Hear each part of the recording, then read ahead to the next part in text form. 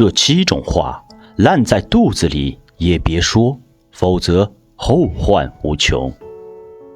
各位朋友，您可曾听过这句民间智慧？言语之中见人品，言谈举止显情商。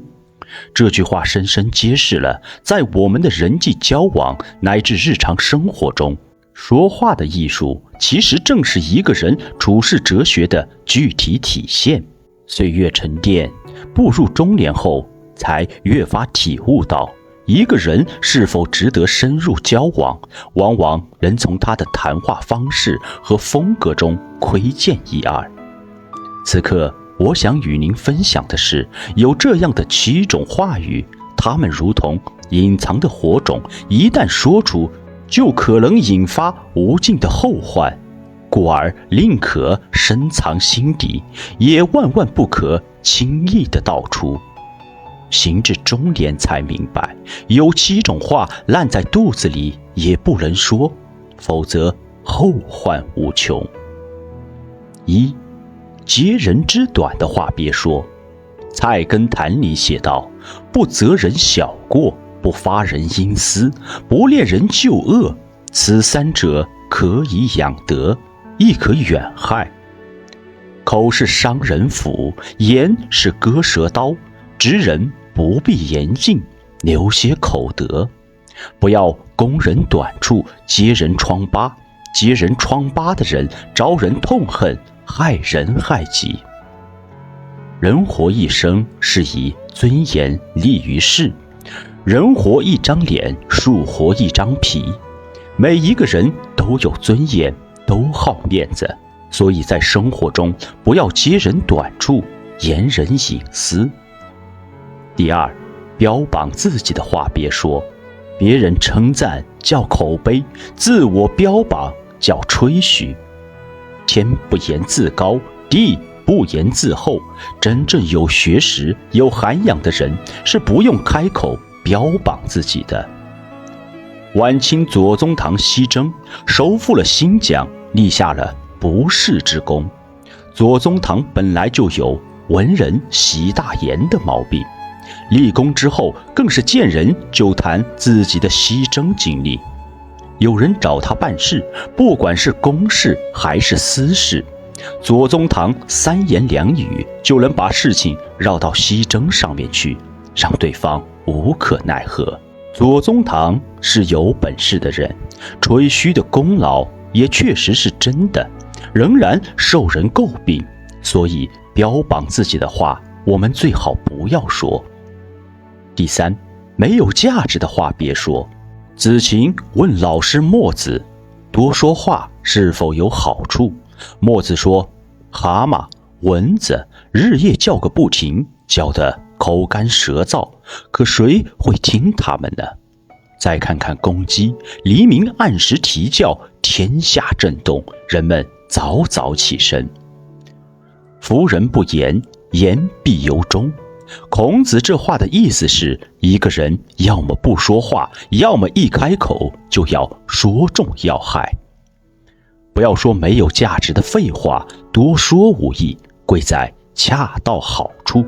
言简意赅是境界，口若悬河何尝无魅力？只是要在正确的时间、正确的场合，对着正确的人说恰当的话。第4，得罪别人的话别说。老话说，有人的地方就是江湖，身处江湖中，总免不了纷纷扰扰，磕磕碰碰。心中若总是计较，出口便很容易得罪人。看到张三发了财，说人家是不义之财；看到李四升了职，说人家是靠关系上位。久而久之，自己的口碑势必会一落千丈。产生嫉妒之心很容易，正如东邪西毒中所说，任何人都可以变得狠毒，只要你尝试过什么叫做嫉妒。但拥有平和之心则十分可贵，忍一时风平浪静，退一步海阔天空。正如张英所说，千里修书只为墙，让他3尺又何妨？第5，以下犯上的话别说。古人云：常说是非事，必是是非人。你若经常说别人闲话，必定会给自己招来麻烦。别人的是是非非，他人的长长短短，和你并没有关系。有些话宁可烂在肚子里，也别说出口。不要用挑衅的口吻来堵住别人的嘴，谦卑有时也是不错。一时的口舌之欲，既伤害了他人，也让自己陷入纷争，实非明智之举。第6，看不起人的话别说。人与人之间并没有高低贵贱之分，自以为高人一等而看不起别人的人，其实是最愚蠢的人。整天只会嘲笑别人，意味着你没有发展的眼光，只囿于自己那1亩3分地，很难看到更加广阔的未来。不要耐不住寂寞，受不住诱惑，一山更比一山高，一海更比一海阔。因此，人这一生永远也不要门缝看人，常怀谦逊之心，对每个人都要保持尊重，也是给自己积累福报。第7，恶俗鄙陋的话别说。伤人的话语就像是一根插入心中的刺，拔出来后仍然会有个窟窿的存在。勇敢的事情是用微笑来听，而不是用不好的话语来说。少说直话，少说胡话，少说怨话，少说闲话，少说狂话。还有很重要的一点，言不可轻说，落不可轻许。说话之伤都是暗伤，自带缓释效果，若无人点醒，至死不知。有些伤人的话可能会解一时之气，却像一把钝刀，在对方的心上留下伤疤。经年累月，再好的感情也会腐蚀，从而导致关系分崩离析。海明威说，我们用2年的时间学会说话，却花上一生的时间学习闭嘴。生活中少一份咄咄逼人，就多一份体谅包容。文章分享完了，懂得适时沉默与智慧发言，是我们在社会交际中不可或缺的修养。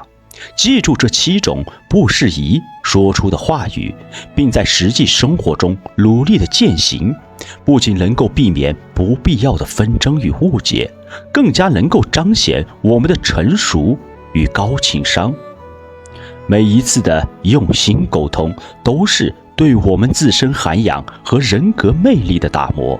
希望今天的分享能够对您的人际关系产生积极的影响，让我们共同的成长，修炼更好的自己。